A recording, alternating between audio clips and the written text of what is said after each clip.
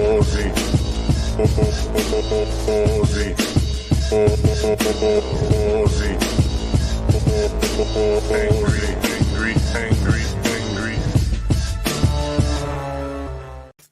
Hey, ooh, look at that. That's slightly off. Let's adjust the webcam.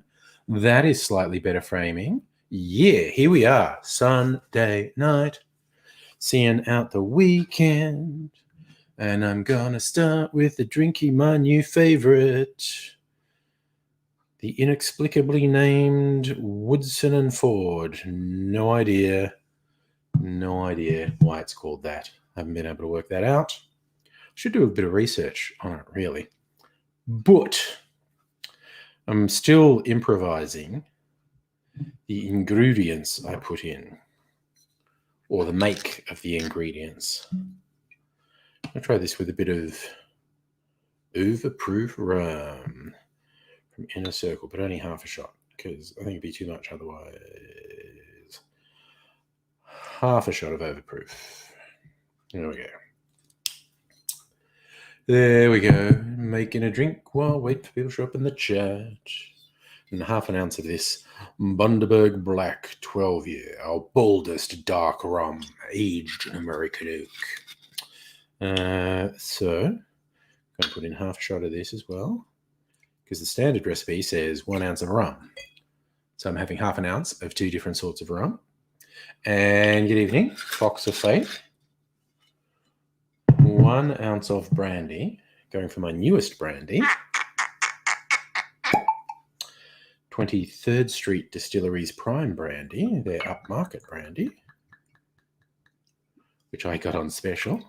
It's my favorite thing to do, buy things when they're on sale, using it as an excuse. 3/4 of an ounce of vermouth.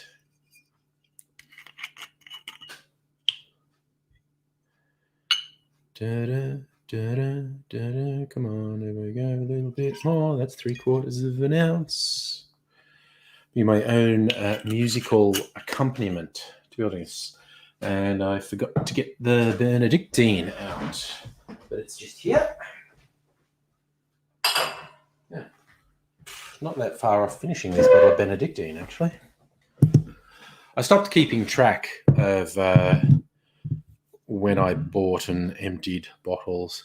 I tracked it for about 10 months last year because I worried I was drinking too much. But then it turned out, no.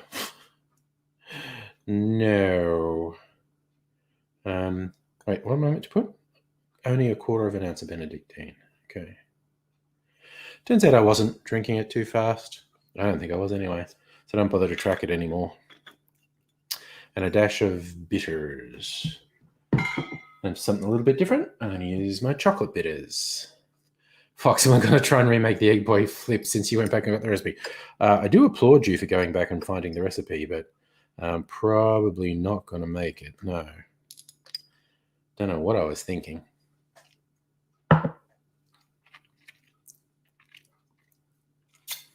Hello, Megaleech. I'm being lazy. Like, if I was being professional, I would have put this in a stirring glass with ice and stirred it to chill it down. But I just built it straight in the glass. Big old chunk of ice to chill it and dilute it. Underzo.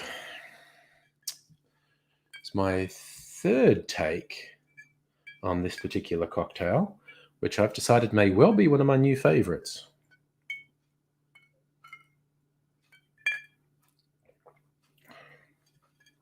Oh, man. Tell you what, this stuff is punchy. 75% alcohol, so I only put half a shot in. Oh, and the chocolate's coming through, the chocolate bitters. Tastes like bitter dark chocolate, as the name kind of gives away, chocolate bitters. But yeah, even with only half a shot of that overproof rum,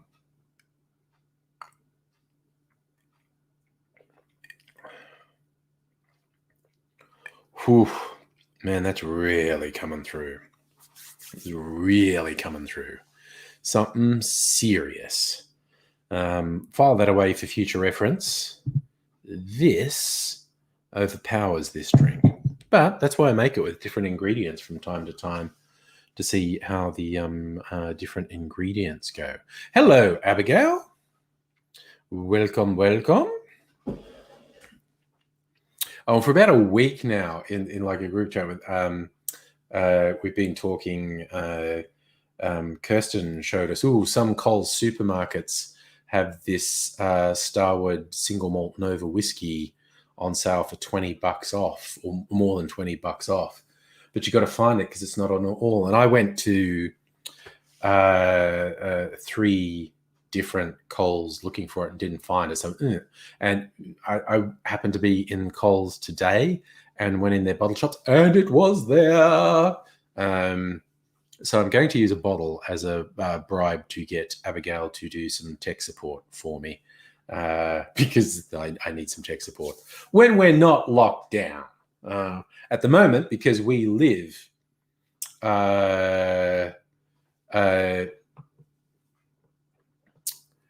more than 5 kilometers apart. We're not allowed to go to each other's place.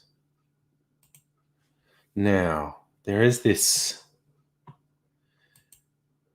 thing that you used to be able to do on YouTube that I appear not able to do anymore, but that's okay. YouTube fucking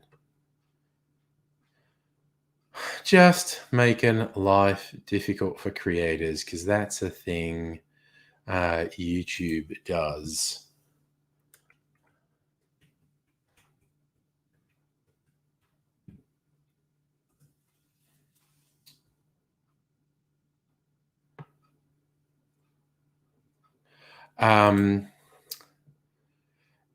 Mega Leech, don't give him oxygen, okay? Giving him oxygen is a very big mistake, because he's just a sad, pathetic loser. All right, I'm just sending a message. He's just a sad, pathetic loser, and he's trying to get a rise out of me by attacking other people. And so don't give him oxygen, essentially.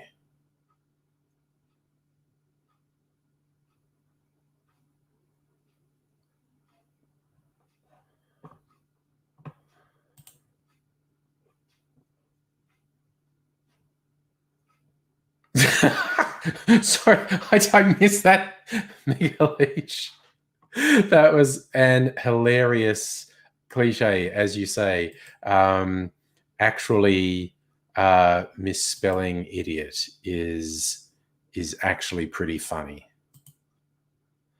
But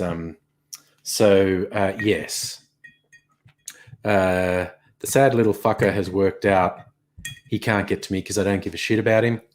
So he thinks going after my friends will make me respond, but he's just a sad, worthless, pathetic individual who desperately needs to get a life.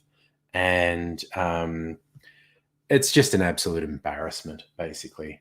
But I just remembered something I was going to do. I was going to take a picture. Look, I'm going to show you something. Young Mr. Angry is basically making his own birthday cake today. And I wanted to get a proper picture of it because he did a really good job. He's pretty fucking clever with this stuff.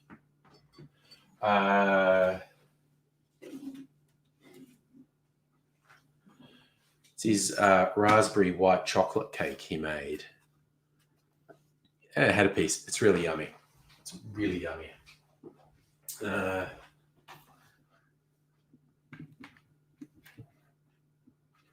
Sorry, I'm not far away, I promise. Oh wait, where'd I put my phone? Sorry, I was just trying to take a picture Too much oxygen. That's the old song by The Sweet. Too much oxygen, you get too high.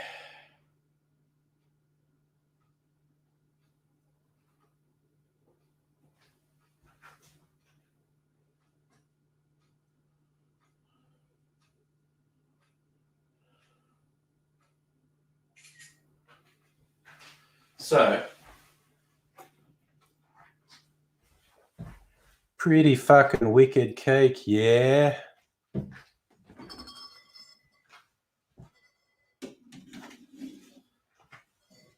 Okay, I just wanted to get a picture of it actually while I thought of it, and because he made it with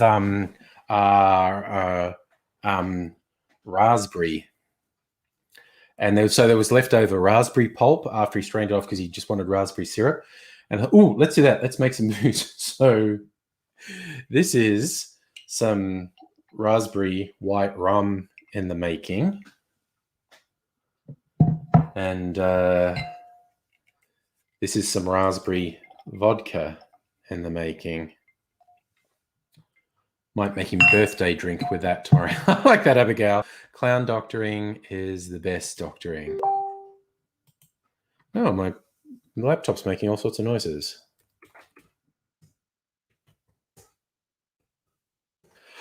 Oh, yeah. Megaleech, the reason I just sent you that message to check that it was actually you in the chat is because Facebook doesn't let me check that anymore. I used to be able to go and see the YouTube channel attached to comments, and just because the dickhead has been in the chat once before telling people, oh, with a, faking someone's username and like, oh, there's a video of you on that guy's channel, and because he's that sad and that pathetic and that fucking worthless, he will doubtless do it again. So, and this is good. This is good. What people always say about these pot still rums, it's funky. Like, it's got this really, really earthy taste.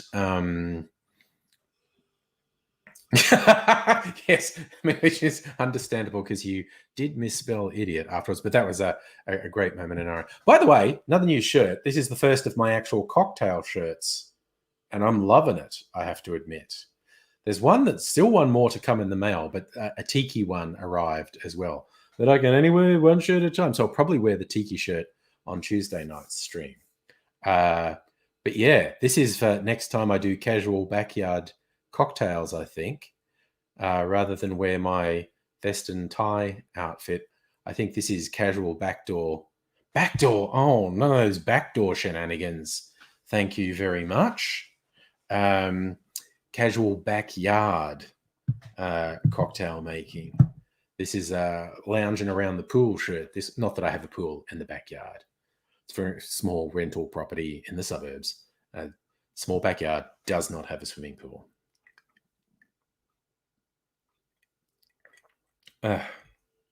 So, yes, I was waiting for this one. It finally arrived. Actually, weirdly, it was on Saturday night, Saturday afternoon. So it clearly came by courier, not Australia Post. Actually got 2 packages from this T-shirt crowd, and it included the 3 shirts I got for young Mr. Angry. So birthday, it was nicely timed birthday present for him. And this and the tiki one for me. There's at least one more cocktail shirt somewhere in the mail. Yeah, I ordered so many of these shirts. I'm not 100% sure how many are still due to arrive. At least 1, maybe 2. Stella, yes, that was indeed more than a tad Freudian. Just talking about casual backdoor stuff. Yikes. So, yeah, it's a funny old world. I'm gonna go back to work tomorrow, and what the fuck is this laptop doing? The fuck, Microsoft? I never asked for that. Stupid fucking pop-ups. God damn it. Yes, going back to work tomorrow with one fewer members in my team because everyone else is leaving. Technically, like contract was running for 4 more weeks. But virtually everyone except me has totally got the shits with the place and is leaving. And what used to be a 4-person team, 2 are now gone. The third says she's going. I'm the only one who's saying I'm staying. If the bureaucracy actually sorts out a contract extension for me. So, yep. They're vanishing at my workplace, so I'll be the last one standing soon. So, yeah.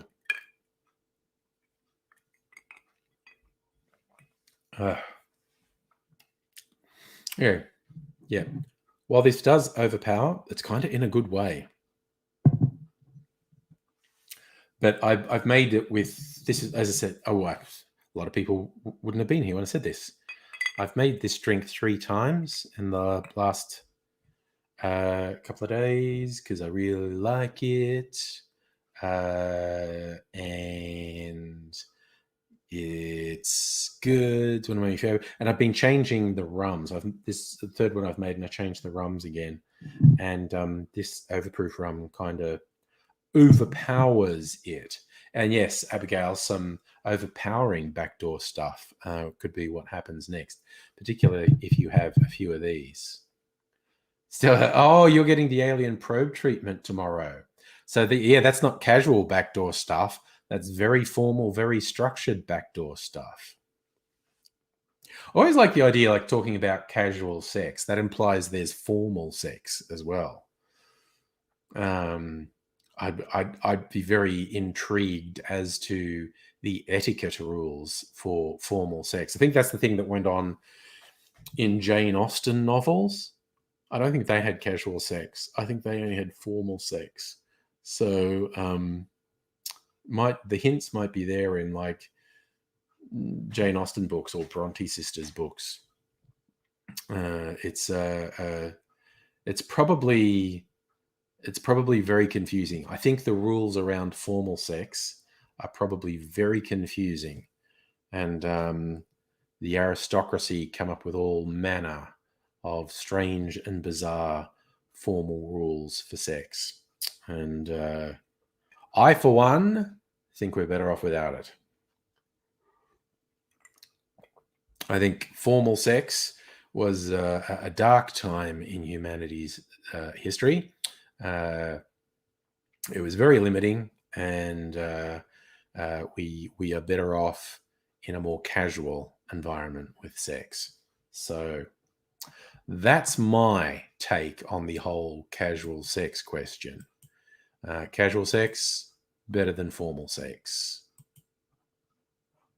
So,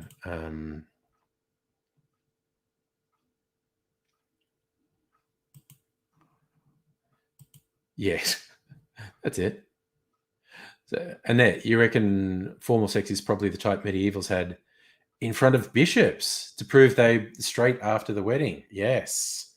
It's probably one of those arranged marriages where one or both of the people forced into the marriage were actually gay, and they had to do it in front of someone to prove that no, we're fine, upstanding heterosexual Christians. Look at us with the whole in out that I like so much.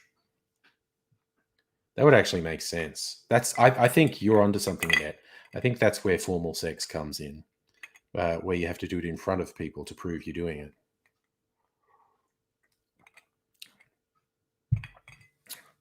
Weird stuff with the aristocracy is all I'm saying. Weird, crazy, messed up stuff. Like Boris Johnson. No, it was David. Although Boris Johnson's done it too, I bet. But David Cameron sticking his dick in a pig's mouth. Hey, Raiders. How you doing? Nate, you saw that on the Saucy Borgias show. Nice. Yes, I don't want to have sex in front of the Archbishop. That's weird. I mean, if exhibitionism is your thing, I guess it's all consensual. Go for it. Just go for it. Why not? I mean, honestly.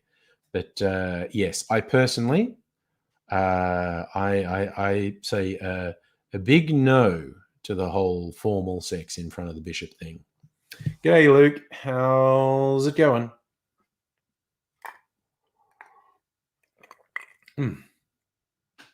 Right.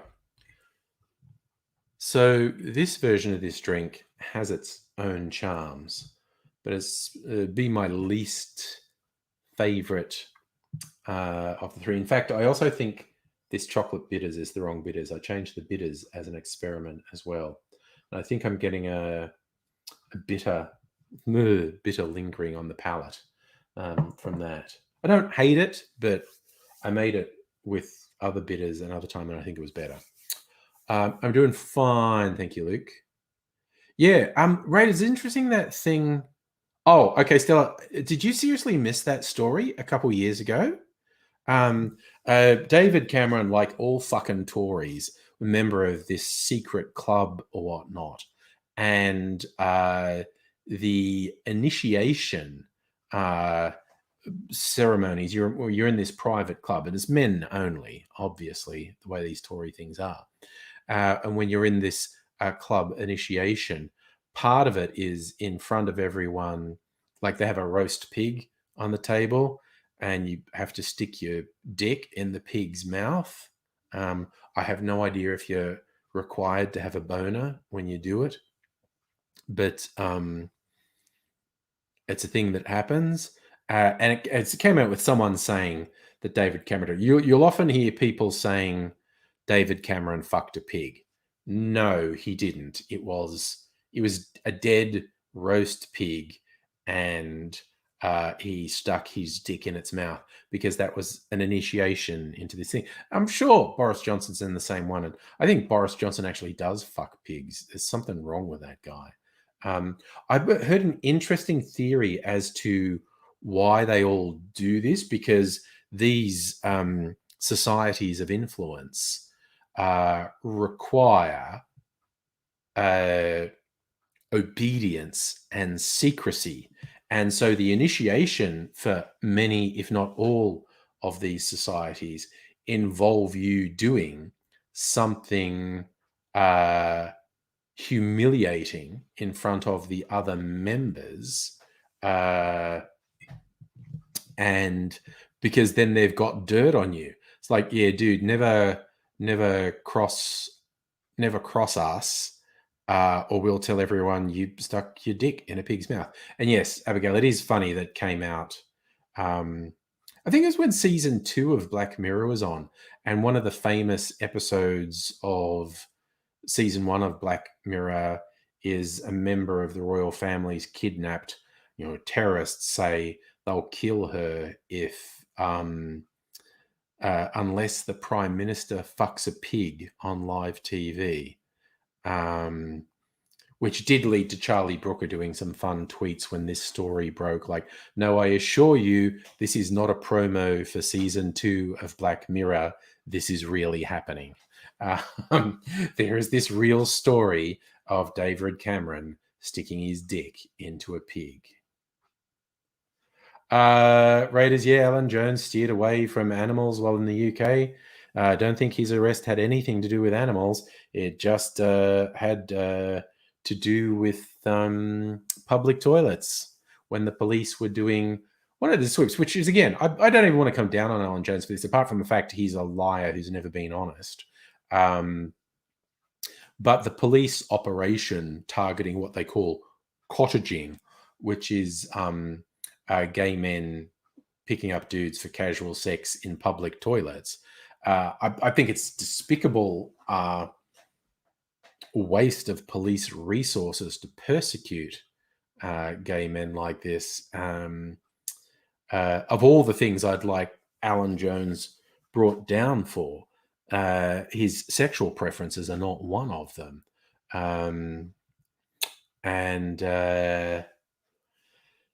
Yeah, but he got off because he had influence at the highest levels. Like then Prime Minister Bob Hawke actually intervened and said, this is bullshit, release him without charge. Oh, it's literally the first episode, Abigail, of Black Mirror is the pig fucking episode. There you go. I did read, there's recently someone saying I think it was like in a cabinet meeting when they're saying we might have to do another lockdown. Johnson said he'd rather see bodies piled higher than put the UK into another lockdown. He's denied it, but the journalist who wrote the story and go, no, I've got 4 different sources. I have 4 different sources who all want to stick the knife in Johnson. And they all said, no, he fucking said it. He absolutely fucking said it. Luke, no, it's not writing your number on a toilet wall. It's standing next to someone at the urinals and let's say being a bit too vigorous when you shake the old fella. It's like proposition like, want to help me shake it. And Jones was arrested by a young police constable as part of this operation. Like I said, there's a very long list of things I'd like to see bring Alan Jones down from his horrific sexism and racism and the whole taking money from banks and other advertisers to say good things about them and never admitting to the audience it was cash for comment. And yeah, but his sexual preferences, I do, so long as they stay within the law. And again, someone in England would argue, well, this was against the law. And I go, yes. And apartheid was legal. Laws can be really fucked. And so, of course, what I'm saying is, so long as he stays out of pedophilia. Yes, Raiders, Jones has a young man who lives in his house. I believe his official title might be personal assistant. But yes, it's been well known for many, many years. Alan Jones likes young men. Kirsten, Hellion, hello to you. But yes, what was the line someone said? Like, oh, it was known for years that if you wanted Alan Jones to notice and be quite grateful if you sent him something, have it couriered to him by a very attractive young man. And Alan Jones is going to remember that. Abigail, it's a very good question. Why do young men like Alan Jones? Power, as they say, is an aphrodisiac. Power and money has regularly been enough for younger people to provide favor to much older and unattractive people. And I mean unattractive on the inside, just horrible, repulsive people on the inside. Money and power has always been able to do that. Thank you, Kirsten. You like the shirt? This is new, just arrived last night, in fact. So this is my casual cocktail shirt at the moment. I'm loving it.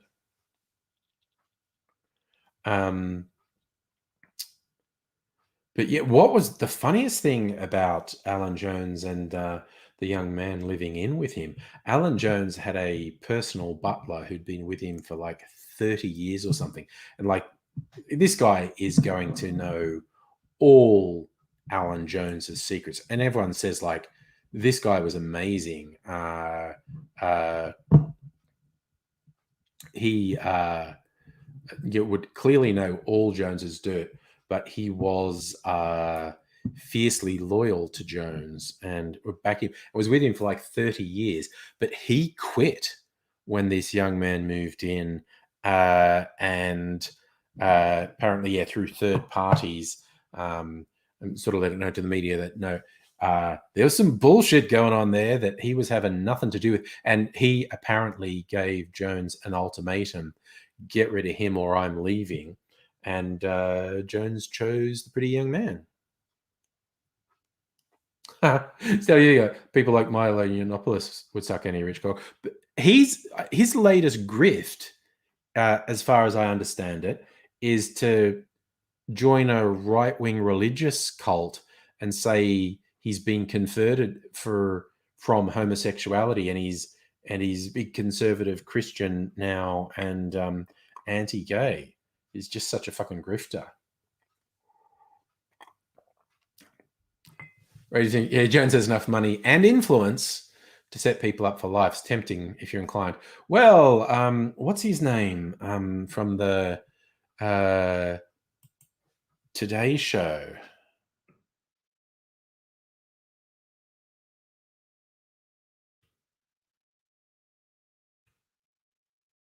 Karl Stefanovic. Look into how Karl Stefanovic's career got started as a handsome young wannabe journalist.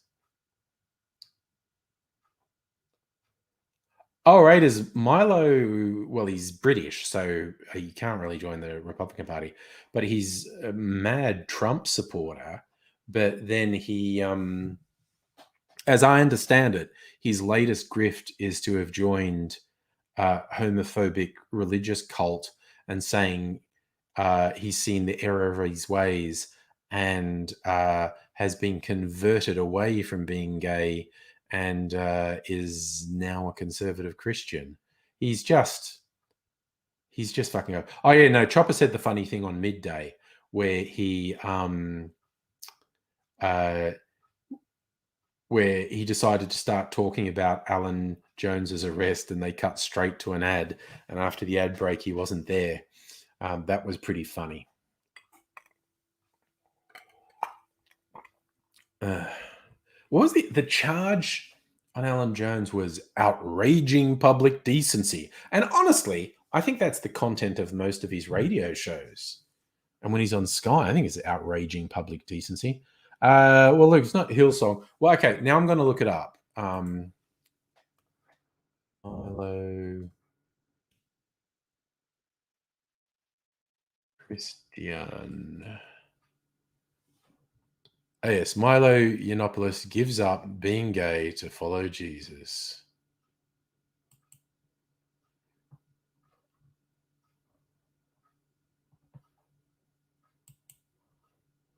He's told a pro-life Christian site he's ex-gay because he's devoted to Jesus Christ and the works of the Holy Catholic and Apostolic Church.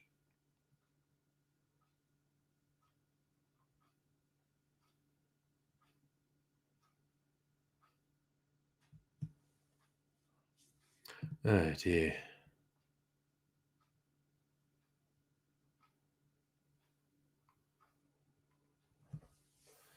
Oh, my God. He's such a fucking grifter. He is such a fucking grifter. Now, apparently, it's looking like he's in a relatively mainstream church. But the whole thing is to grift money from stupid, gullible Trump supporters. And honestly, if you're a filthy piece of shit who would give money to an obvious liar and hateful sack of shit like Milo Yiannopoulos because it advanced your agenda, you deserve to have him take your money with his lie, okay? Fuck you. Safa, hello, good evening. And Matt. It wouldn't be the first time someone got frightened people straight. Yeah. No, it's just a grift. It's just Yiannopoulos' latest grift. And he's a piece of shit.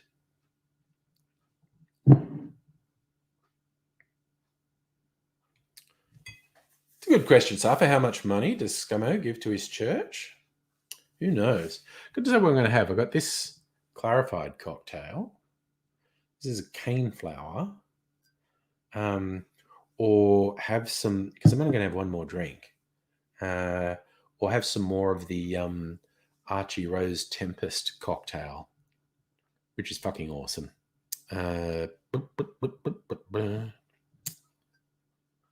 Oh, decisions. I've got to make a decision. Ugh, who knows? Let's see. Mystery 09. Hello, how you doing? Oh, okay. Yes, Stella, the Angry Brigade. which I just found out about today because it's the anniversary of their court case starting.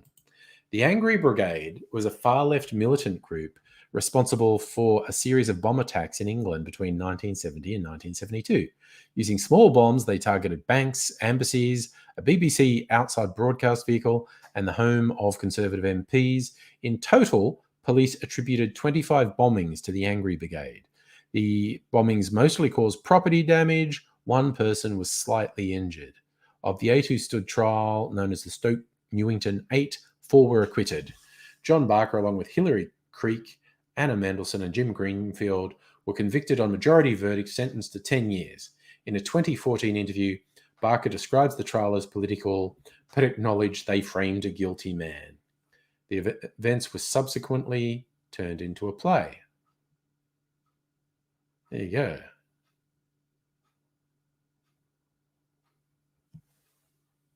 So in the 70s, the Angry Brigade decided to launch a bombing campaign, small bombs, to maximize media exposure while keeping collateral damage to a minimum.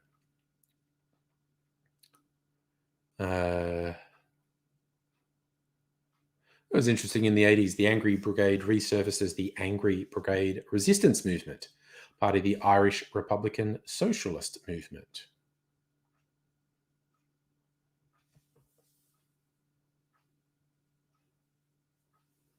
And this guy, Jake Prescott, was sentenced to 15 years imprisonment, later reduced to 10, mostly spent in Category A high-security prisons. Later, he said he realized that he was the only one who was angry, and the people who met were more like the slightly cross brigade.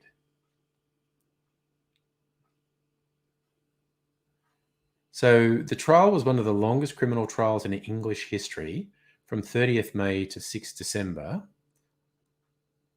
So 6 months long.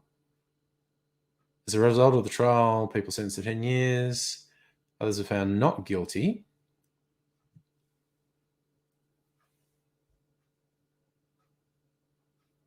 Oh, and one of the ones acquitted was Angela Mason, who became a director of the LGBT rights Stonewall and was awarded an OBE for services to homosexual rights. There you go.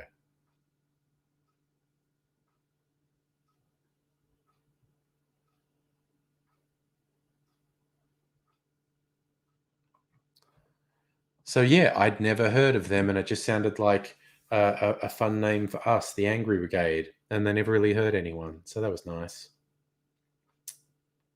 Mystery 09 need to share something important with us. Why not? Why not go right ahead and do that? I do, Raiders, I remember something about Family Court in Parramatta being bombed. Is that what we would call these days an MRA terrorist? Safra did not get among us, no. I did think about it today, actually. I thought about it, but I didn't do it. I'll do it at some point. I'm going to go in here. What's making that noise? I hate it when glass bounces on glass. It's not going to break, but it makes me think it's going to. Gonna have a bit more of this one. That'll do. It's like half gone already. Yeah, boy.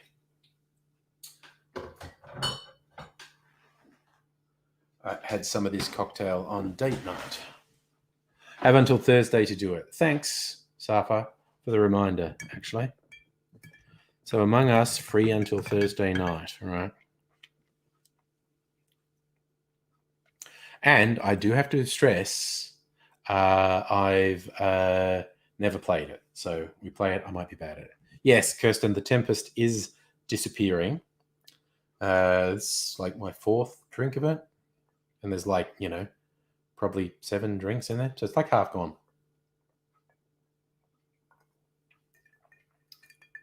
My God, it's good. Oh, man, the balance of those fruit things. You get that real passion fruit tang in there. I've decided I'm going to use the Negroni as a Campari substitute in cocktails, because I did that as an experiment and it worked. Either that or I have it in highballs. I can drink it straight, but it's probably just a teeny bit much Campari for me. So either using it as a Campari substitute in cocktails or having it in a highball suits me. Luke, date night was good, thank you. We had Mexican food. Okay, film review. There's this film,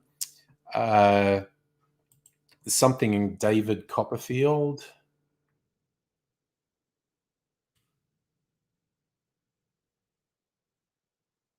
That's it. The Personal History of David Copperfield.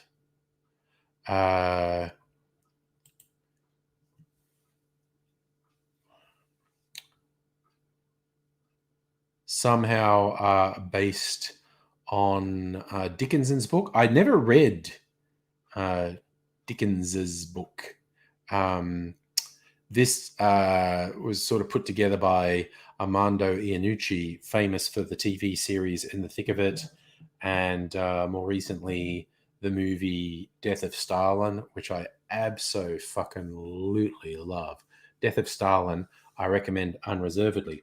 Mrs. Angry and I were looking for a movie to watch for date night, and I looked at the things that have been recently released on the streaming services, and this the Personal History of David Copperfield was on there. It's got Dev Patel the lead, and I really like him. I think he's a really good actor. We watched the trailer, and the trailer was really funny. The trailer was also a lie, because the movie is not overall that funny. The trailer's hilarious. The trailer has every joke that's in the movie crammed into it. So you kind of expect the other 90 minutes of the movie to be as funny as that 90 seconds. And it isn't. It's not a terrible movie, but I feel like I feel like the trailer's misrepresentation. I'd give what's it called again? The Personal History? The Personal History of David Copperfield. I'd give it a B- or maybe a C+.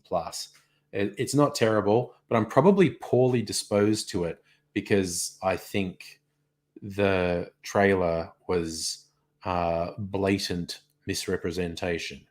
So, Mr. Anna, what are you saying? Thinking about how our oppressive system operates, not necessarily the privileged to control the real culture of the overprivileged. That is a question of perspective. From many people's perspectives, in fact, from the perspective of a significant majority of the world, I would be overprivileged. Man, I've got it fucking easy. But, I don't have millions of dollars, but I have it real fucking easy. And a significant majority of the world do not. So I think that's just semantics. It's I think to a large extent you're not wrong in that the more privilege someone has, the more of a problem they are. But I think if you start arguing semantics, that can get a bit reductive and doesn't necessarily get you anywhere. But I do agree with you that the more privilege someone has, the more of a problem they are. Oh my God. Okay, now movies. Solid schlocky movie. I watched Big Russ in Unhinged, where Big Russ plays a fairly psychopathic guy who takes road rage to the next level. And it's Big Russ, and I don't think he's wearing a fat suit. I think Russ has got big. And this is me saying that. I mean, compared to me, Russ is big. And what I fucking love is someone of Russell Crowe's standing and stature has let his ego go to the side so much. He goes, oh yeah, I'll play a character in a movie that has no redeeming features whatsoever. Just an absolutely appalling and awful character. and I'll make him physically unappealing as well. Like Russ does crazy so well. I mean, the movie overall, I'm not going to give more than a B because it relied on succession of stupid behaviors to move the plot along. Like I was just sitting there going, why would you do that? You wouldn't fucking do that. You wouldn't do that. That's so fucking dumb. That is so fucking dumb. You wouldn't do that. So there was a bunch of dumb shit happens to advance the plot, but man, it was full on. It was really enjoyable from full on psycho point of view. Matt, Russell Crowe's big breakthrough role when he was quite young was as the leader of a Nazi skinhead group in Footscray. The movie's called Romper Stomper and is very good. And Rusty is scary as fuck as this incredibly intelligent, charismatic leader of a Nazi gang. And he's fucking terrifying in that. But yeah, Romper Stomper is a good movie. And it's something reminiscent about older Marlon Brando and Russell. Yep, the size for one. Marlon got Marlon was exceptionally sexy when he was younger. Rusty was a sexy young man, and they both got very big in middle age. But yes. Yeah, but the movie Romper Stomper is, in my opinion, very good because it doesn't portray the Nazis as stupid. Russell Crowe as Hando, the leader of the Nazi gang, he's like sexy, seductive, good looking, intelligent, charismatic, and that makes him just the more terrifying because he's a fucking mad Nazi. And I don't mean that in the left calls everyone they don't like Nazis. I mean they loved Adolf Hitler, had swastika tattoos, and fetishized Nazi Germany and the Third Reich, Nazi skinheads.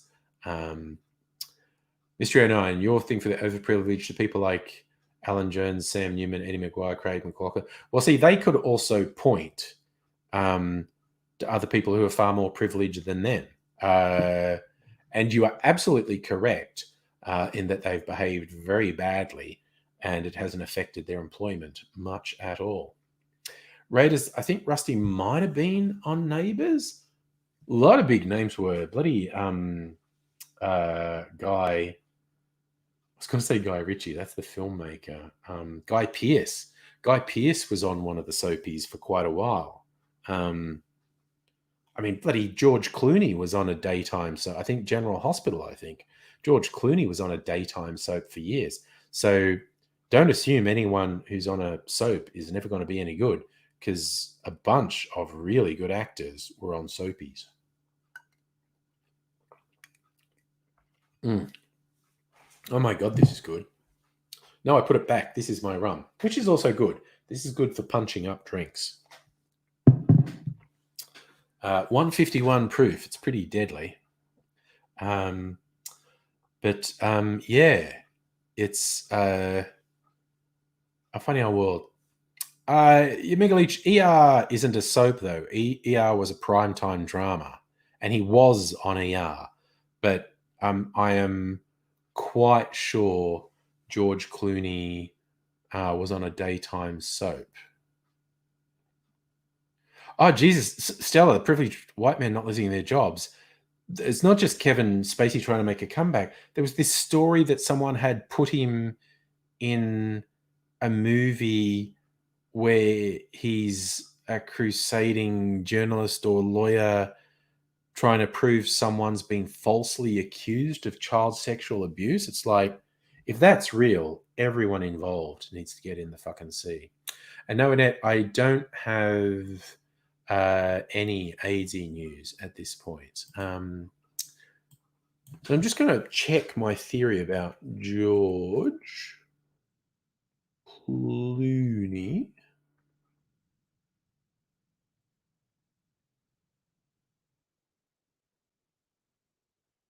Clooney soap. I'm sure he was on a soap.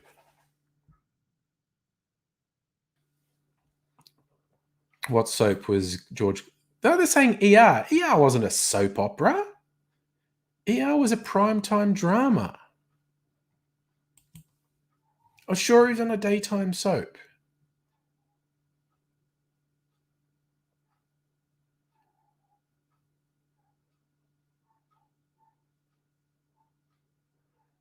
Ugh. Early work. Is it an extra short-lived sitcom? Okay, this is fucking funny. In 1984, he had a major role in the short-lived sitcom E/R, not to be confused with ER, the better-known hospital drama he was on a decade later. That's right, he was in The Facts of Life. Prominent role, semi-regular supporting role in sitcom Roseanne. Okay, so I was wrong. He was not in a daytime soap. I was wrong. For some reason, I thought he was in a daytime soap.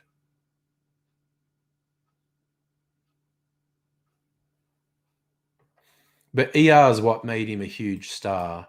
And then he went on to make some quite good movies. Okay, I said George Clooney used to play the funniest pranks on his friends. Raiders, you like? I haven't watched Jack Irish. I do like Guy Pearce, so I'll have to watch it at some point.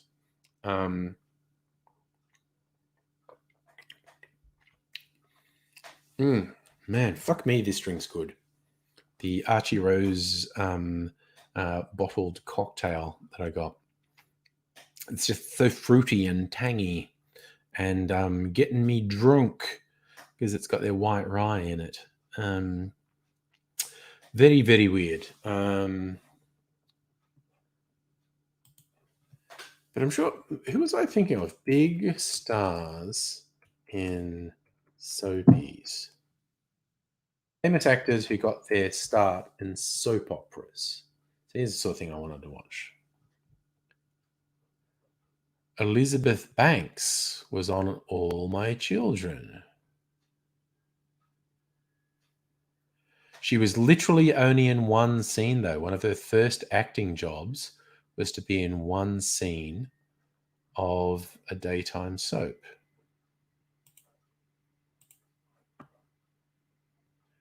Kathy Bates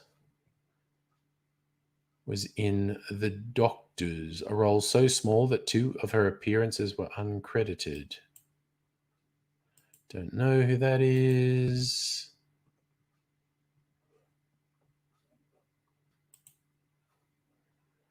Don't know who that is. Don't know who that is. Ooh, Laurence Fishburne. He played Josh Hall on One Life to Live from 1973 to 1976. And the picture of him, unmistakably Laurence Fishburne. He's very young. Julianne Moore was on As the World Turns for 3 years. Yeah.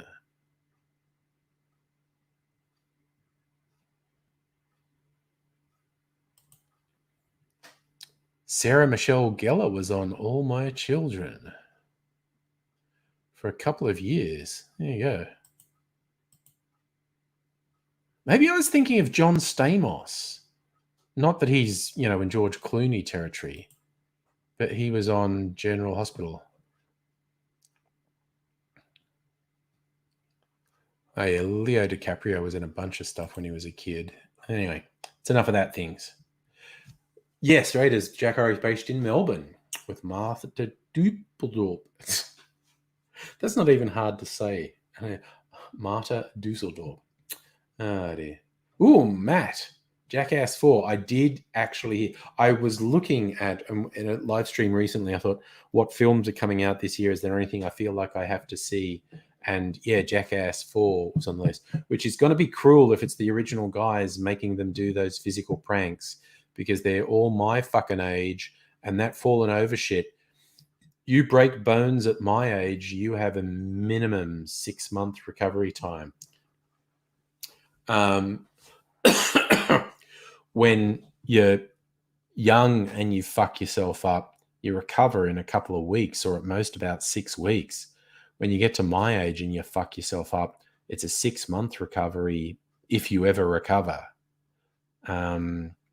So, I mean, fucking, what's the main guy's name again? I had his name in my head just then and it flew away.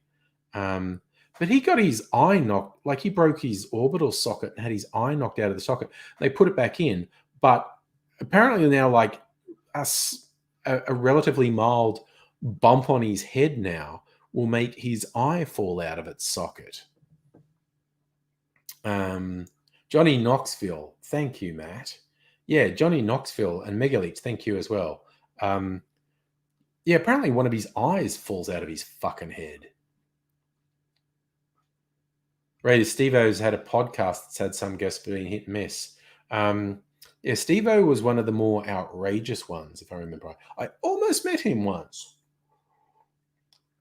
when I was staying with Corey, Mr. Safety, in LA, and we were just hanging out, and he got a call, and it was Steve-O saying, this is back when, this was 10 years ago, Steve-O's trying to get his life a bit straightened out, and he said,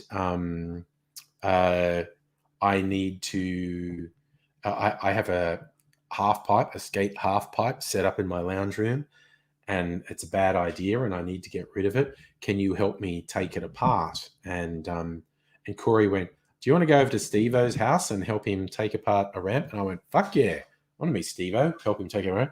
But it didn't actually come together, so I didn't go over there. Matt, you're just going to jump into a pool full of piss for the next movie. Well, that's gross, but not necessarily dangerous.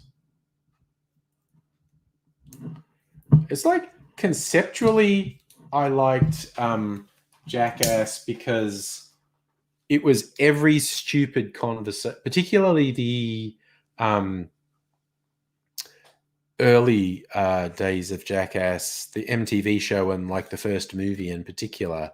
It was every stupid conversation guys have. Like it'd be like, it'd be funny to get in a shopping trolley and go down a really steep hill. No one ever does it because it's obviously really dangerous. But the whole thing of Jackass is they did every single one of these things. And particularly in the MTV days and maybe for the first movie, everything they did was instantly familiar. Like if you're a guy, you'd be going, oh God, I've had a conversation where we talked about doing that. And my God, they're already doing it and fucking themselves up. But yeah, it's very like stupid guy conversations. Nettie, you fell hard on your knee on the tiles in your building. Oh no. Big lump came up, made the stairs actually go up in it. Oh, knees. My God. I would not like to. My knees, I've just barely got a truce with my knees at the moment. If I fucking fell and smashed my knees would make my life miserable. Life with my knees is just barely tolerable at the moment. So I don't really want to tempt fate with my knees. So you think you'll make the pool of piss even more dangerous, like the Portaloo slingshot? Maybe. Yeah, no, it's drunk and or stoned. Teenage and young 20s men sitting around going, it'd be really funny if we did like jump off the roof, man, do it. Yeah, go down the hill in a shopping cart, do it. Yeah.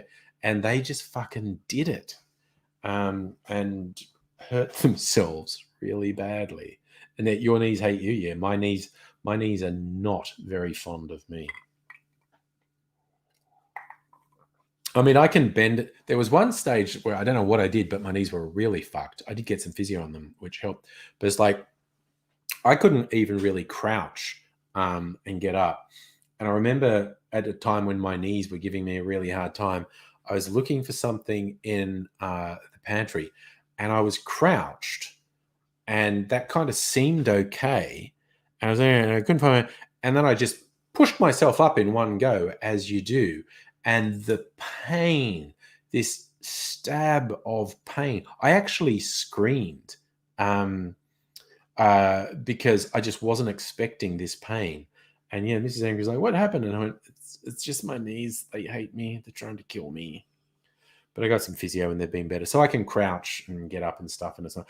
But if I actually get down on my knees, like hands and knees, my knees do not like pressure on them. Like they don't like having all my weight on them.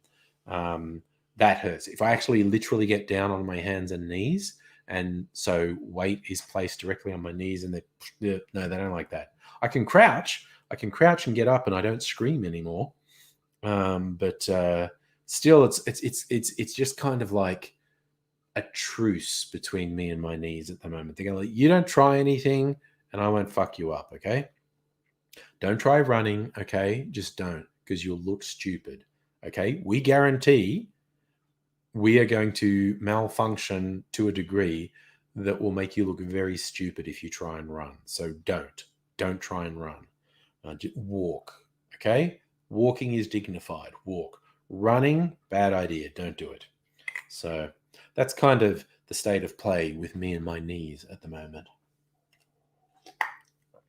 As I lose weight, continue to lose weight, things will probably get better between me and my knees. When they say, I notice I actually have to support way less. That's really good. Because if the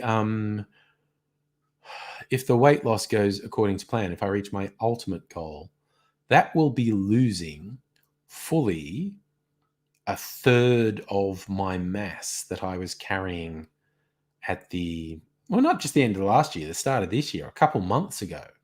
Because I only started the weight loss thing like 3 months ago.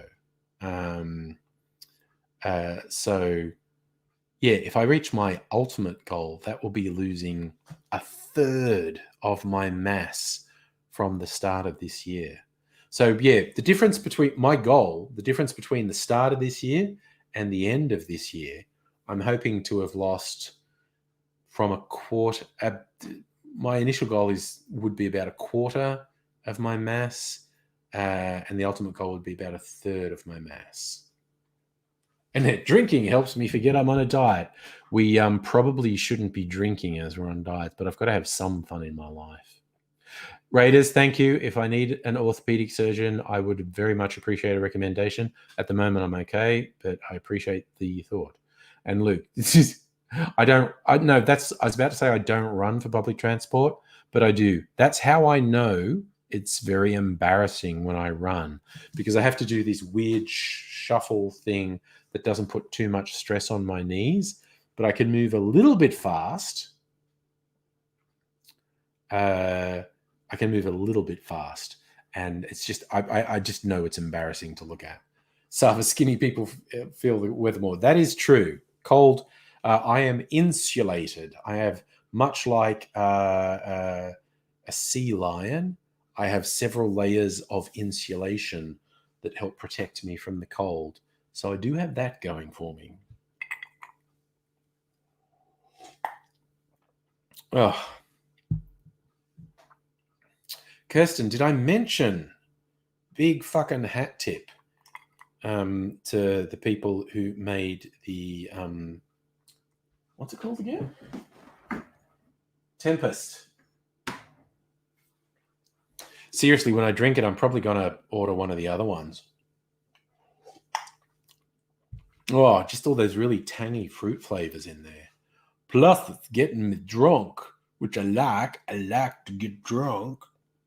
I might even make another version of this drink on Tuesday night. I'm not going to do it tonight. Still, you're worried you're going to freeze to death if you lose the weight. Oh, because you're saying running is so embarrassing. Go for about 10 meters before you need to recover.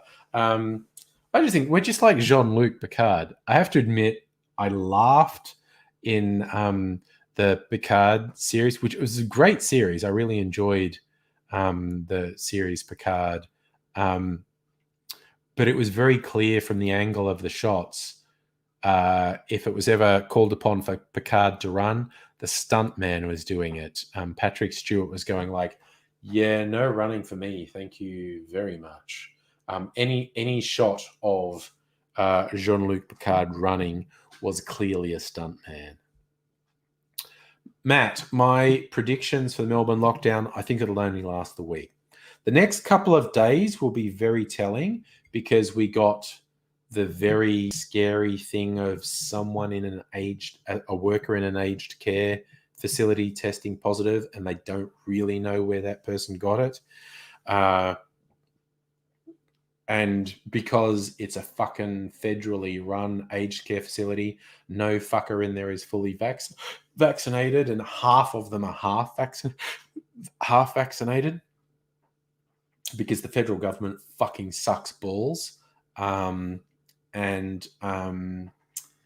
next couple of days will be telling because the last couple of days we've had like 50,000 tests each day and 4 or 5 positive results. So that's one positive result per 10,000 cases, which is pretty fucking amazing. I think with a big asterisk, we might get bad news in the next couple of days. I think it's just going to be a 1-week lockdown. It's happened soon enough and enough people have got tested that we can be confident the outbreak's been contained. But the next couple of days will be really telling. If the cases suddenly go up to 10 or 20 in a day, shit will be a bit different. We'll need to go longer to keep it under control. I don't think that's going to happen, but it could happen. Safi saying the more dangerous UK and Indian variants in the Philippines. Yeah, this outbreak is the Indian variant, basically. Which again, technically, we shouldn't say it's got a scientific name when we say it was first identified in India.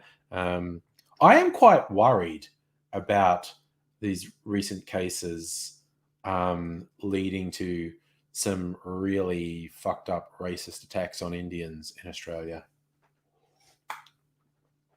I haven't seen evidence of it yet, but I'm quite worried about it. Drinking water without even having Shieldsy to tell me.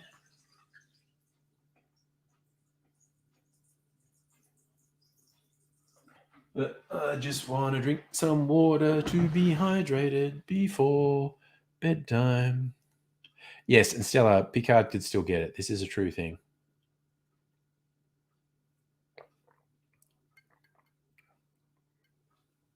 Matt, you like Picard but felt turning him into a robot was a bit of poor writing?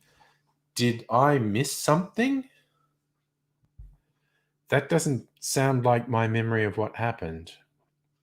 Yeah, Safo, there was early days of COVID in Australia, there was racism towards Chinese. The US has had a massive amount of racism towards Asian and violent racist attacks on Asian people in the last year. Thank you, Donald Trump. And that's what I was worried about, the same thing happening to Indian people. Because the cases we're getting in Australia are coming from people returning from India. And bigots don't really need much of an excuse to be fucking pieces of shit.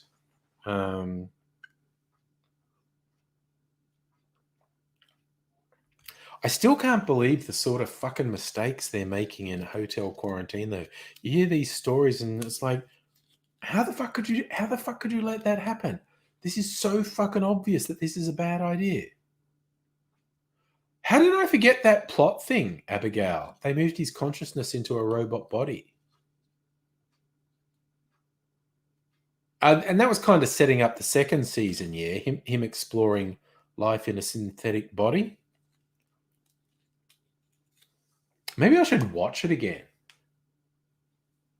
I'm definitely going to, when they announce a release date for season 2, because there is going to be a season 2, I'm going to rewatch season 1 with Mrs. Angry.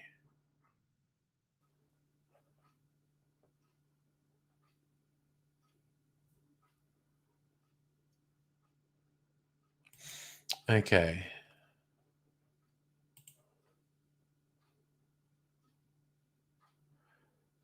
Okay, what the fuck? Websites with all their fucking ads. Seriously. Okay, so shooting's happening this year.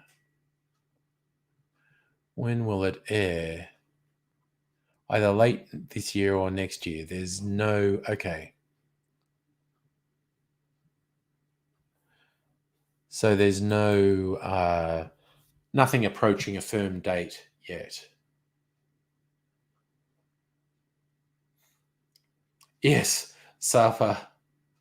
Scummo is definitely not taking any responsibility. Safa, this Picard came out a year ago. Sorry. We're going to discuss things Star Trek. If you haven't watched something that's been out for a year, you're going to hear spoilers occasionally. So the next one's not going to be out till most likely next year. Maybe late this year, but probably next year. Because shooting's going to have a bunch of interruptions, and then there's all the post-production for the effects. So my bet would be season 2 of Picard won't come back till next year. Very possibly late this year, but my bet would be next year. But I'm definitely going to rewatch season 1 when it comes back. For the last season of Disco, just to refresh ourselves a bit, Mrs. Angry, we didn't watch the whole previous season. We just watched the last episode of the last season to get the setup for the new season. And I was like watching it, man, I forgot so fucking much happened in this episode. Holy shit. How much do I pay for Foxtel? Too much, but it's hard to split out because it's one package for Foxtel and my internet and some other stuff in one bill. Megaleech, why pay for Foxtel when you can get binge? I probably shouldn't be paying for Foxtel, quite honestly, but I've got this whole package that's my high-speed internet and whatnot, and I've got a couple of discounts because of the package. I'm probably paying too much. Matt, that's okay. Personal taste is personal taste. A lot of people, particularly a lot of old school Trekkies, don't particularly like disco. I enjoyed it. But then again, I liked the movies as well. And a lot of old school Trekkies fucking hate the movies with the young cast. But I quite enjoyed them. They're very flawed, and it's actually quite easy to point out a bunch of really dumb shit in those movies, but I just enjoy them for entertainment and spectacle. So what are you going to do?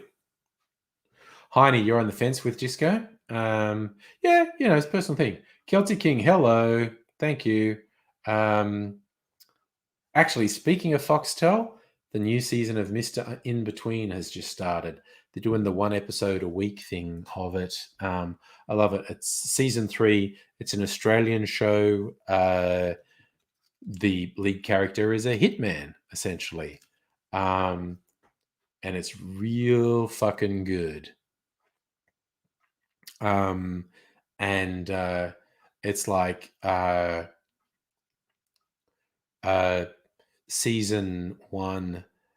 episode 1 of season 3 starts with these guys, these rough nut crim types talking about a plan.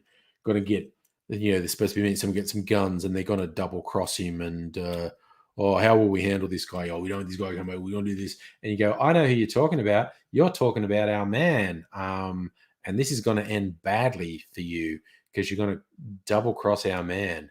And our man does not take kindly to being double crossed. And so it opens with quite a bit of action. Celtic King, I don't really know where Aidsy is at the moment. I haven't heard from him. Got to try and get him again tomorrow. Because, like the Star Trek wars. But feel, if that's the thing, people go like, personal taste is personal taste. Animal Egg, hello. Hello. So quite enjoying Mr. In Between. Very much recommended if you haven't seen it. Great Aussie crime show. And you watch this guy, the guy who like scripts the show and is the lead character, and you're like, how has he not been in anything else? Because this is the only thing he's been in, and he's so fucking. He's one of those ones who doesn't threaten people and doesn't act like a big man. And when he's around someone who's been threatening and big man like, and he's just like, ah, ah. And she's like, oh, dude, this is going to end so fucking badly for you. It's just the way he's being so calm while the other people are being really boisterous and blustering. And he's just been really calm and just going, all right, all right. And it's just like, oh, God, he's going to fuck you up. This is going to be bad. But it's good. And I also like it because YouTuber Natalie Tran is in it.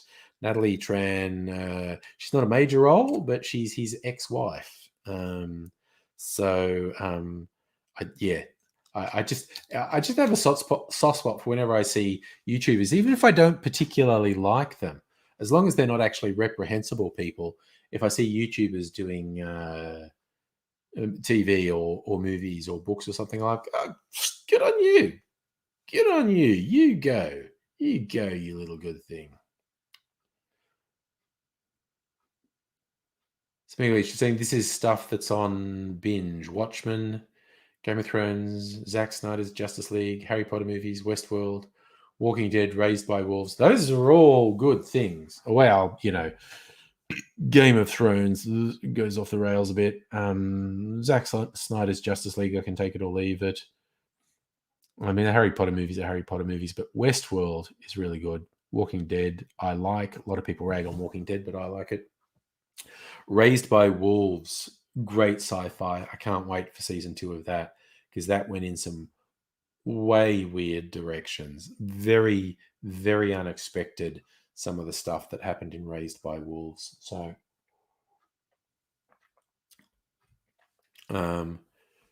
some very classy sci-fi that seems to be in the Aliens universe. One of those stupid films with the higher intelligence aliens who created life on Earth. Fucking forget what they're even called because they're so stupid. Guilty King Toby was at the Mormon church. They said someone said he worships the wrong god. Oh, well, if you're an atheist, Toby, yes, that certainly would be a problem for Mormons, I thought. I heard that too, Annette. Matt Smith is one of the main Targaryens in the Game of Thrones prequel, which, who knows, might be good, might fucking suck balls. As you always get people say, oh, this is going to be terrible. Look what they're saying. This is going to be like, dude, no. You have no fucking idea. You've never made a TV show. You've never made a movie. You've never written a goddamn book. You have no fucking idea whether this is going to be good or bad, because all these stories about this, that, and the other is like, they don't mean shit. A lot of stuff that on paper sounds like it should suck ends up being good. A lot of stuff that sounds like it should be good on paper ends up sucking. So just wait till it actually fucking comes out. And hello, Chris and Lemonhead. Hello. Oh, I didn't see the picture of Matt Smith in a blonde wig. Okay, now I have to find it. Matt Smith, Game of Thrones, House of the Dragon. Image. Let's find a picture. Are you saying he will look good? Because I can't see any pictures of him wearing a blonde wig. But I don't know. He has that chin and the cheekbones. I think he would. I know, here it is. First image.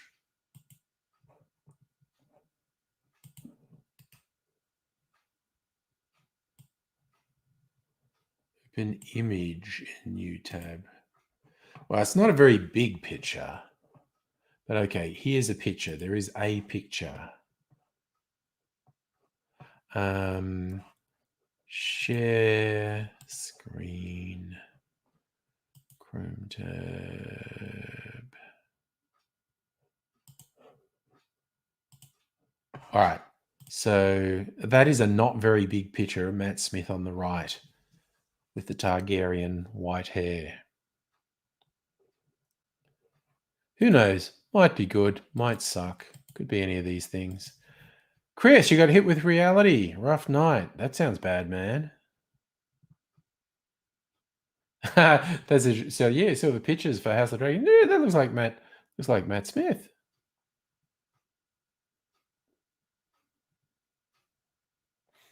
Lemonhead, you need a quadruple. You've had a rough day. I'm drinking water at the moment. I did actually have some alcohol to drink, but now I'm drinking water because just in the lead up to bed, I thought I would just. I don't want to hydrate. I want to hydrate enough. I want to hydrate enough to kind of offset the fact that I drank a little bit of booze. But if I can avoid having to get up in the middle of the night to piss, all the better. All the better. But oh, was that Lagatha from Vikings with Matt Smith? Okay, it was such a small picture I couldn't tell. Yeah, might be good. The funny thing is George R.R. Martin ever releasing another fucking book? Like the last Game of Thrones book came out like 10 years ago or more, and he's got to like release 2 more books to actually round off the story, and then I guess we get to see the story properly rounded off, as opposed to how the people who were doing the Game of Thrones TV show managed to absolutely and utterly fuck the last season of the show. It was so badly done. So badly done.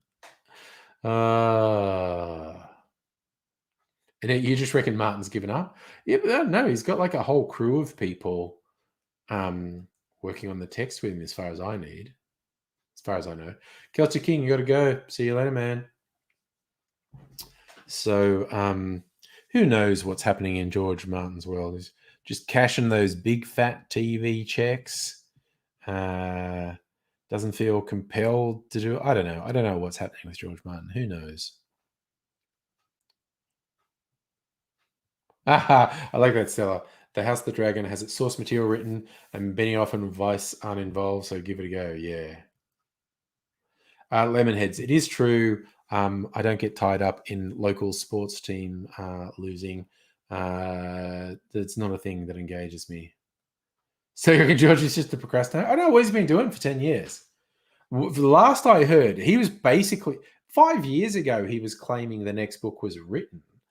And there's other stuff going on. And he's got apparently a huge staff who have to read stuff with a fine-tooth comb and then get back to him. George, no, George, you said this character does that, but that actually is logically unsupportable because of a thing you wrote here. And George is going, cool, I forgot I wrote that. I'm so glad I employ you lackeys to find these continuity errors. Yeah, Mega Leech. Bloody George R.R. Martin's like a dragon just sitting on a big pile of gold. The thing. Abigail, you've heard he has problems with writer's block? There you go. Luke, you happy? AFL team won? Good. I was going to drink some more water, but I don't think I need any more water. It's almost a nervous habit. I like to drink something while I'm talking, lubricate my throat. But I also think it's a nervous habit. I'm gonna pour myself some more water. Don't even know. This is a quite big glass. Don't really know what volume it is.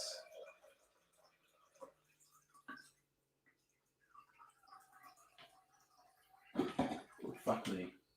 I should know the volume of all my glasses, actually. Some point I'll do that. I'll work out what volume they all have. Because that's a useful thing to know when you're making drinks. Like, oh, okay, I'm making this drink and it's got this, this, and this. So that's total of that. So it's going to be that many mils. So I need to use this. It's going to look best if I put it in this glass. It's like my martini glasses I got recently. These beautiful, I think it's like laser etched, this lace work on them. But they're fucking huge capacity. And you put a normal martini in it and it looks tiny. Yes, Matt, I'm Mr. Fancy with my fucking water fridge. It's a reservoir. It's not attached to plumbing, so I have to keep topping up the reservoir, but it's still pretty fucking fancy. Megalitch is a second Game of Thrones prequel series announced called 10,000 Ships. There you go. Yeah. Still, you're okay with George taking his time to bring the story to a proper conclusion, as long as he does it before he dies. It's the only way to heal from season 8. Yeah, we need the proper ending. We absolutely need the proper ending. Something, because, okay, I've got to give them their credit. The guys who put the TV show together, I think they did some absolutely amazing stuff, particularly some of their visual achievements were quite amazing. But in terms of plot development, when they'd run out of books and they had developed the plot on their own, some of their efforts at plot development were so fucking shithouse. They were so bad. And when you saw some of the interviews with them, they seemed so fucking out of touch with reality. It was, even by Hollywood standards, they seemed out of touch with reality. Oh, yeah. Lemonheads. I absolutely remember The Public Plunderers with Nick Dalton. And that was a semi-hit, the one with Christo. Christo being the artist who rapped things, and the 7-inch single Christo was actually rapped, which was really nice. Megalitch, the prequel set 1,000 years before Game of Thrones, which shows very poor progression of technology, really. But anyway, so instead of pressuring Martin to finish writing, make sure that he stays alive. No, but at this point, I mean, seriously, didn't the last book come out more than 10 years ago? At this point, I don't think it's pressuring him. I just think it's like, come the fuck on, dude. Come the fuck on. This is ridiculous. Michael, my opinion of the historical parallels he draws on.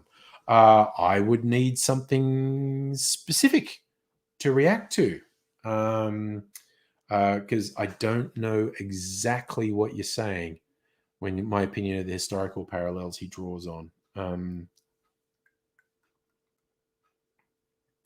Also, a long time since I read the books. I started reading the books after the TV show started. Like, it was probably in season 2.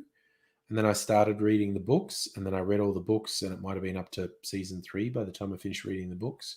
So I would occasionally be very disappointed by some of the changes they made, and other times I was okay with the changes they made. Even little things. There was little things they changed, because there were a couple different assassins guilds in it, and in one of the early seasons, when an assassin makes an attempt on Daenerys, and I think she's saved by Barristan Selmy, but the assassin looks like a little kid who uses some wacky trap thing with a poison snake in it or whatever, and which looked cool enough in the TV show.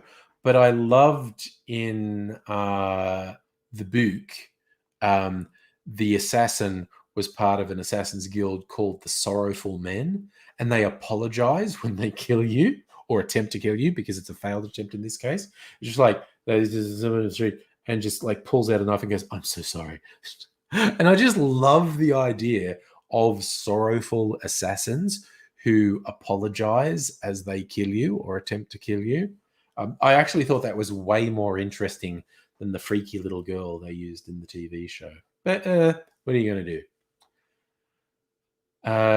So Stella is saying, beating off, and we also shit on George around season 5, saying there was superior storytellers, so their career suicide is maybe the best G.R. Martin did. Oh yeah, no, I think no one wants to touch them now because they came across as fucking idiots. So Nate, you're saying in terms of historical parallels, the Red Wedding was based on an incident in Scottish history called the Black Dinner, combined with the Glencoe Massacre. Michael, you're saying like the Dothraki being like Scythians, a lot of real history uses for inspiration, like Tolkien did. Well, that's great. I mean, like Tolkien loved the Norse legends and the Germanic legends. He wanted England to have legends on the scale that other European cultures had. He was very sad. He felt England didn't have legends on the scale of other European cultures, which drove a lot of his writing. Still, you're saying if George dies before he finishes the book, we'll get the Red God to keep bringing him back to the fiction. Apparently, and this goes back years, people are saying George has definitely plotted out everything and said, this is the sequence of events. So if I die, you can get a ghostwriter to finish it. Who fucking knows? Again, slightly spoilery, but it's years old. I'm not going to go into graphic detail. I really want to see how George actually handles the resolution of the dipshits behind the Red Wedding in the book, because that was, to me, an incredibly interesting thing. Yeah, the Red Wedding, where one family are being hosted, and it's a big thing with their etiquette. If you are accepted as a guest in a rival family's house, nothing bad can happen to you. You're under their protection at that point. So if you do the formal process of accepting someone in as a guest, they're safe. And these wankers subvert that. They just like, fuck it. We'll do the whole etiquette thing of accepting this mob in, and then we're going to kill them all. And I thought, wowzers, that is like, even their allies are going to want to kill them for that. Even, the Lannisters send their regards. Like, no, the Lannisters are going to keep in the back of their mind, you people are absolute. You did this to help us, and it helped us, but you people are absolutely without honor and cannot be trusted. And they need to be wiped from the face of the earth. They need to be wiped out. And it was reasonably satisfying, the resolution of that in the TV show. I just think George is probably going to do it better when it comes out, because when I read the Red Wedding, I went, no, that's the most fundamental facet. It's like the foundation of their society, one of the aristocracy rules. And these guys broke it. And I thought, oh, you have to pay. You have to pay. You broke the most fundamental rule. You need to be wiped out. Your whole house needs to be wiped out.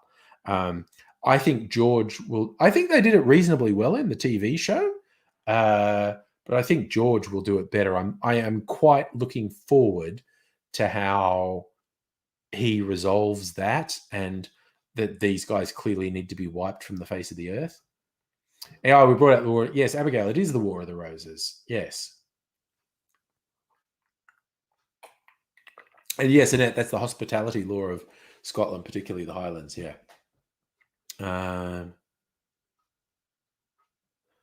That's a good one, Annette. The War of the Roses, part of Sansa's plotline, seems to have been based on the York princesses.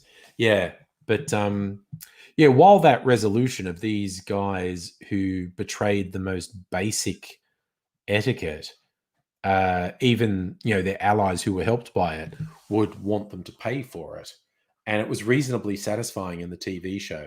I just think George will do it. I want to see George wipe them from the fucking face of the earth. Because you look at it and go, that's the only answer. That is the only thing that can happen here. These guys betrayed the most fundamental part of this society, and no one likes them anyway. No one ever liked them. And then they do this really fucked thing, and it's like, yep, the only possible thing is you guys are going to get literally wiped out. You're going to be eradicated. Your bloodline is going to be destroyed.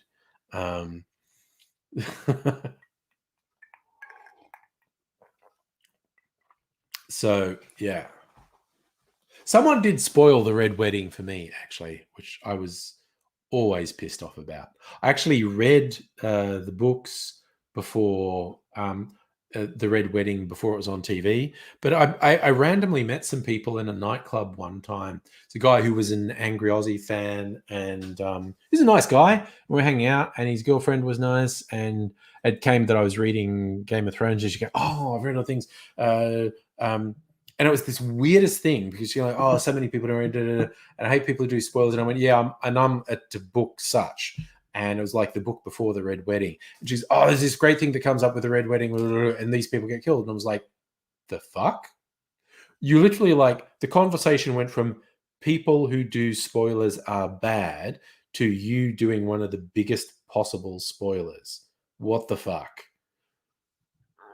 Oh, good God. Sarford, they did find one of the old kings of Scotland. His gravesite was under a car park. They were digging it up. Yes. I forget which king it was, but you were absolutely right. That was a thing that happened a couple of years ago. Annette, the Campbells are hated for that reason, but they still prosper. Yes, it's because of their soups. Annette, I believe it's because of their soups, the Campbells continue. Megalich, did they realize what they'd done? I don't know. I was just so fucking floored that they did this huge spoiler. I don't think I said to them, "Do you know what you just fucking did?" And I never saw these people again, but yeah. Yeah, Stella. And because the Red Wedding played out slightly differently in the TV show as opposed to the books, because Rob's wife was not at the Red Wedding, if I remember correctly, and because there was a very important thing about her in the Red Wedding, and so that I'm almost sure she wasn't at the Red Wedding in the book, which is, of course, a major plot point because she's pregnant. Oh my God, Kirsten, you've been scrubbing the shower while we kept you company. I'm so glad we were here to keep you company while you scrub the shower. I'm just thinking, did I do something really stupid with my socks? Oh God, there's cats fighting outside. I wonder if it's my cats fighting with someone else. I think you're right, Annette. I think it was Richard III that was dug up in the car park. I think you may be right. Dairy is anti-feminist, is possibly under the influence. I'll tell you one thing about dairy that's really fucked, that my common sense should have known this. And it was honestly relatively recently that it was pointed out. And I went, huh, yeah, of course. Because cows biologically would only give milk if they were pregnant or had recently given birth. And that hadn't really occurred to me. And someone pointed it out probably in the last year or so. And there was this whole gross thing about how they keep impregnating cows and then taking their calves away when they're born. So the cows are perpetually producing milk. And I went, oh, yeah, that makes sense. I've never thought of that before. And it's kind of fucked. Ugh. So Annette, so Richard III is one who's said to have killed the princes so that he could become king. Oh, there was a bunch of fucking familial killings in royal families around the world. They're all fucked. Royals are all fucked. No one should be royalty. There shouldn't be emperors. There shouldn't be kings. It's fucked. Just throwing that out there. Although Richard III, that's the Shakespeare play that has the famous line, a horse, my kingdom for a horse," if I remember rightly. And there was a good film version of it, quite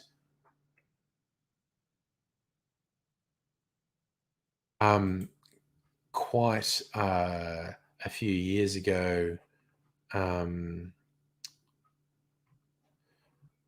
with what's his name in the lead role, Gandalf. What's his name? I just remember just saying, it's Gandalf. Gandalf played Richard III.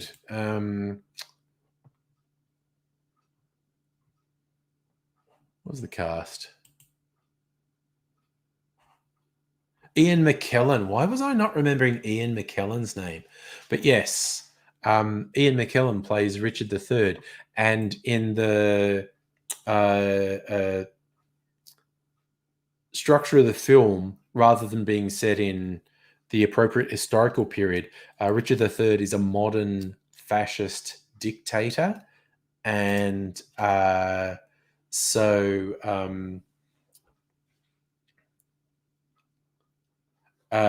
it's quite interesting. It's like the Shakespeare script, but the visuals, he's like a 20th century fascist dictator rather than Middle Ages king.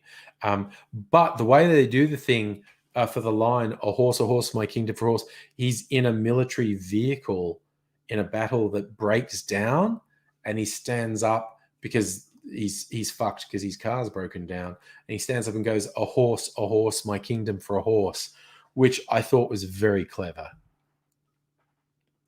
So yeah. Annette, the show The Hollow Crown is showing on telly again, either SBS or ABC. I don't know that one. What's that one about? And Kirsten, you had enough spoons to scrub the shower, not wash hair. Well, more bold you. I washed my hair yesterday. I certainly did not scrub the shower. I'll try and stick the fucking... Oh, have I even talked about my CPAP machine? I've had a CPAP machine for the last week. Because, yes, long-term viewers will know, about a month ago, I had my sleep test to see if I had sleep apnea. Yes, I do. I qualify as extreme. I was talking. I just remember I was definitely talking about this. But the little nice soft silicone thing to stick up my nose, but it hurts my nose. I'm not used to having things stuck up my nose.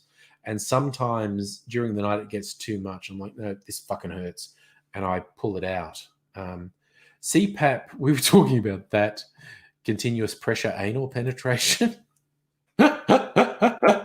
Trust people in this stream to come up with that.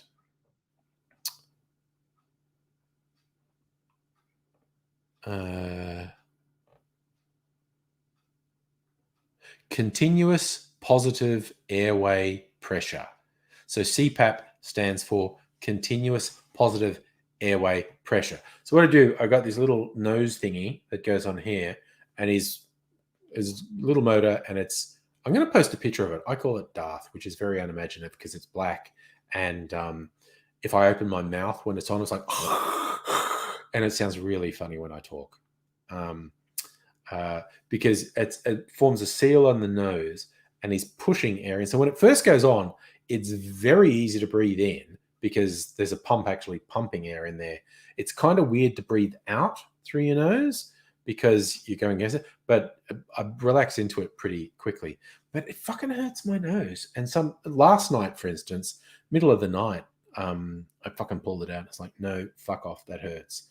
And I put it back in about 5 a.m, and I looked at the report. I only wore it for a total of 5 hours last night.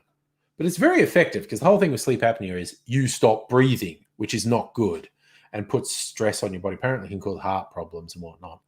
And the sleep test said that happens to me 35 times an hour. So like more than every 30 seconds, I stop breathing. And I think the test, if I remember what the guy said to me, the longest time I went without breathing was about 36 seconds or something. Terrible. But anyway, so I put the CPAP machine on, and the first couple of nights, it had dropped straight from 35 incidents an hour to 5 incidents an hour. And the last couple of days, it was between 0.3 and 0.9 incidents an hour. So it's clearly good. It's clearly good for me, but it fucking hurts my nose. Apparently, I just have to get used to it. Just toughen up, princess.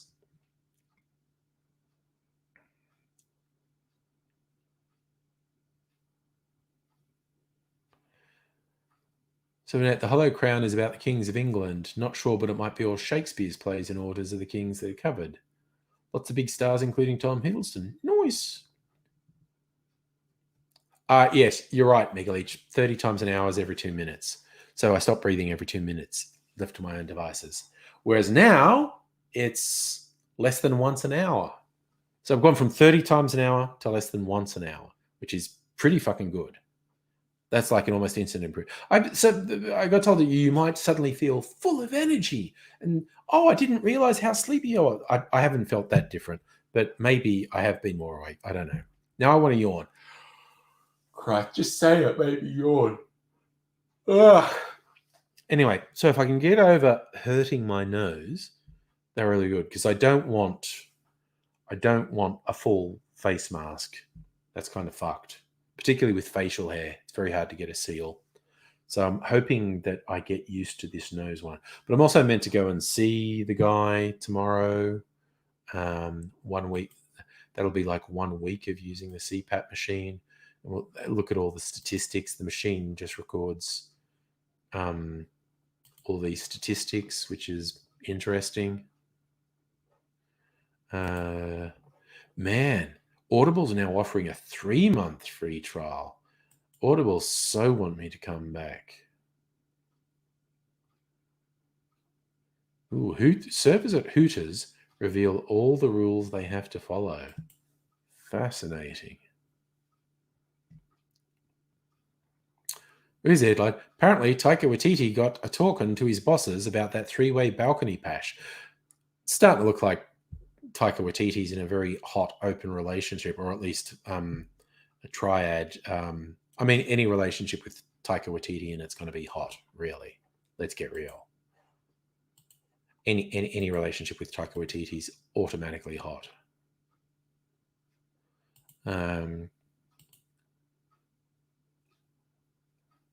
Wait, what did I order? Oh, more shirts. Fuck yeah. There's an order saying more things are coming your way. And I'm like, what? What's coming away? Oh, shirts. Yes.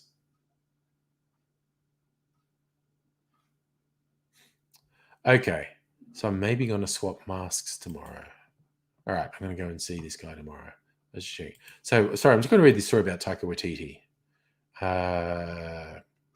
So, Taika Waititi met his muso girlfriend Rita Ora while filming the flick. They seem to be madly in love. We've been blessed with a kissy pic, which included actress Tessa Thompson. Yes.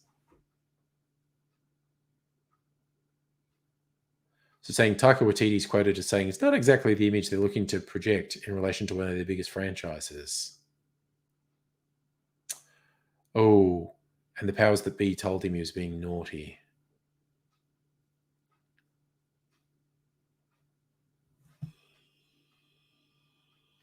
Oh, and Tessa's also been spotted snogging an Australian model. Zach Stenmark. Never heard of him. I don't know.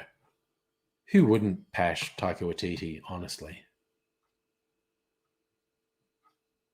Matt, do I have to use it for the rest of my life? Yes. Megalich, you reckon Vaseline? I've been trying various ointments and lotions. Salumi, hello. How you doing? So, yeah, apparently Taika Waititi... I'm going to see if I can find the photos. Taika Waititi kissing.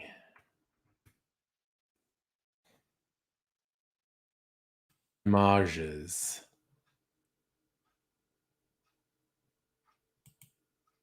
All right, so I'm going to share the picture. Okay, let's share the picture. Share the pictures. So I just did a Google search on Taika Waititi kissing, and you can see that's him with Rita Ora on screen left, his right, and Tessa Thompson on the other side. Let's see. And he's just kissing Rita Ora, kissing himself, because not even Taika Waititi can resist Taika Waititi. But yeah, I mean, honestly, hot 3-way action. Who's going to say no to that?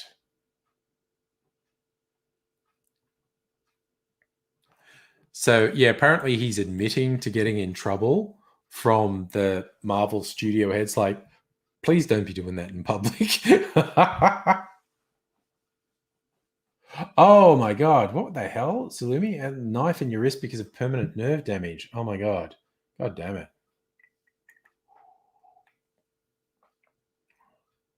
Annette, you're going to get one of the Archie Rose bottles, cocktails in a bottle. Okay. Well, I absolutely recommend the Tempest. It's so fruity and whatnot. Kirsten said the other two, which I think's the new Negroni is a Negroni, so it's quite bitter and smoky. Well, it's good, but the Tempest is fucking awesome. The other two, which I think sound good,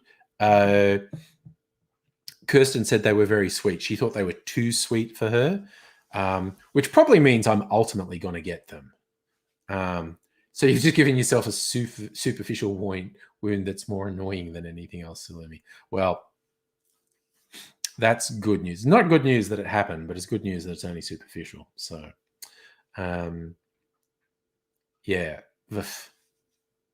Yeah, I have to admit, I couldn't resist the Archie Rose cocktails. The copy they wrote for them just made them sound so good. And I think probably when I finish the Tempest, which ain't going to last long, I've only had it a couple of days and it's half gone. Because, yeah, it's like 7 generous cocktails. And I've had 3 or 4 generous pours of it. So it's like half gone. But yeah, $10 a cocktail is pretty fucking good. And it's top-notch stuff. So I think when I finish that, which is probably going to be, I'm not saying it'll be this week, but it's probably going to be very soon. I reckon I'm going to order at least one of the others. Very nice. Yes, Annette, I love sweet too, actually. I think I'm definitely going to try at least one, if not both of the other ones. Yeah, exactly, Stella. What the fuck is Marvel's problem?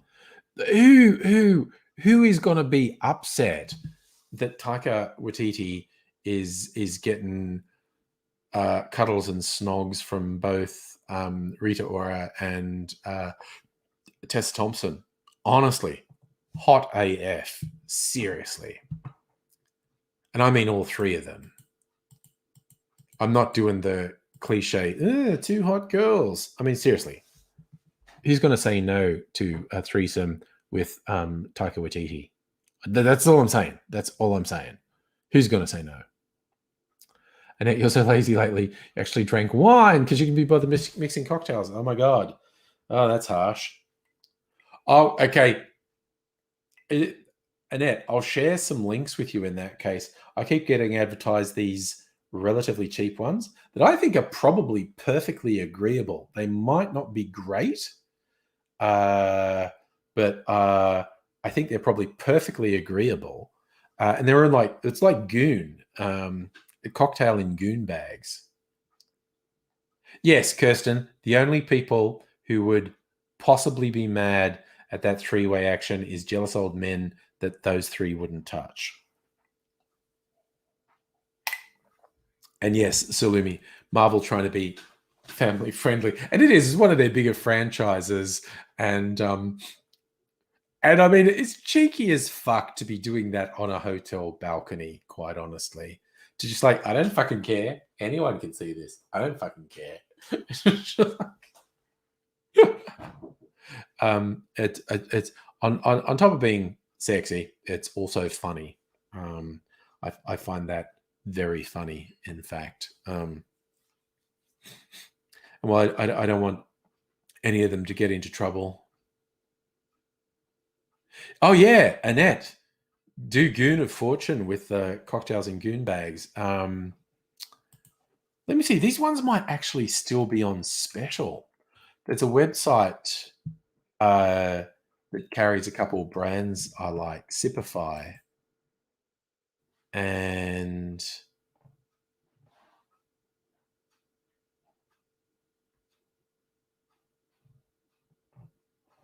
cocktails. Where are we? Here we go. Ready to serves.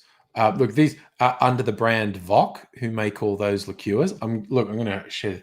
Oh, Abigail, Goon of Fortune is you need a Hills hoist and you need a goon bag from Cask Wine, and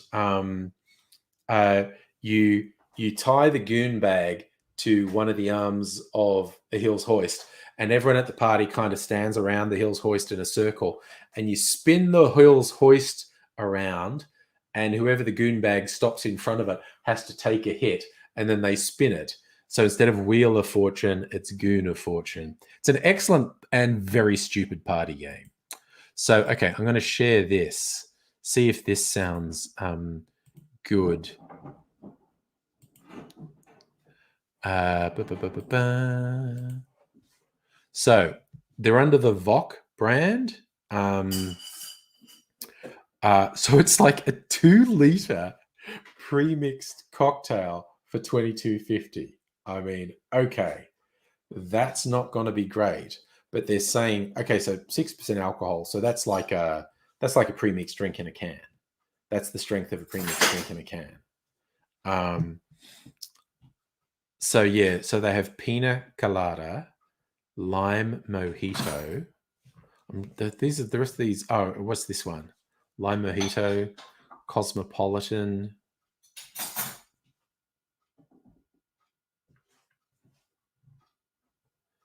Gin and juice. That's nice and vague. Gin and juice. But I have been very tempted, because occasionally these are on special, and I have been very tempted, just for a party. Pina colada in a goon bag. Why not? But it's called Sipify if you want to try it. Ooh, nice. Salumi making beef bourguignon. Ooh, and Kirsten Smirnoff also make cocktail goon bags. Good to know. Good to know. Megaleech, any low sugar offerings? I don't think so. I don't think so. These pre-mixed things tend to have a lot of fucking sugar in them. But you can probably get low sugar things from Dan's. I don't know. So yes, Annette, trouble in a box. I think it's a fair thing. I mean, here, like that cake I showed off earlier. Young Mr. Angry is in a real baking mood. And both my offspring have been baking. Last couple of days, there's been like mac and cheese and lasagna and scones and cake. And young Mr. Angry made a pasta thing tonight. So the offspring have been going mad with the cooking and baking in the last couple of days. The kitchen just smelled so good today when he was baking the cakes. So it's just been great aromas in the kitchen today from all the baking. And I'm trying to be good. I had a taste of his cake and it's really good. I'm just trying to be good because I'm still doing the whole weight loss thing. So trying to be good. What did I have today? I had some meal replacements and I actually had a couple pieces of pizza because young Mr. Angry did just a frozen pizza that we had in the freezer. And he made it at lunchtime and it was sitting there and I did have a couple pieces. Little pieces. I had two little pieces. So, to be fair, you've done a proper job of your wrist because it's got a little bit of your blood in it.